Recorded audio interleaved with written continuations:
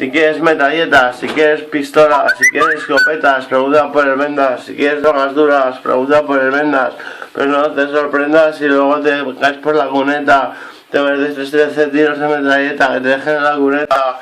Yo no grono el planeta, peor es ETA. Ahí soy yo que soy auténtico, castigado con la cárcel por cosas tontas.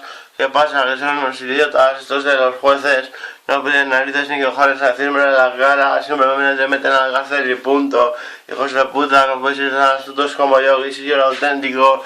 Dejen las drogas, señores, es una trampa, es lo peor que te puede pasar. Eso sí, la felicidad en un momento te la da, pero eso no es real.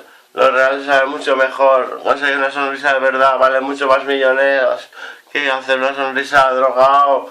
¿Qué pasa? Que es un bastardo mal arreglado, es un poco prescrito. Aquí yo todo no lo tengo nada escrito, todo me lo invento, lo voy improvisando en un momento. Aquí yo te lo canto por cachando cuando paso y ese respeto, porque el respeto manda. Zaragoza es mía, Zaragoza es mía. Y hay que lo mienta, que lo tenga y me lo diga. No me va ni con navaja, no me va ni con navaja. Sangrando, sigo peleando, soy el puto amo, reclamo.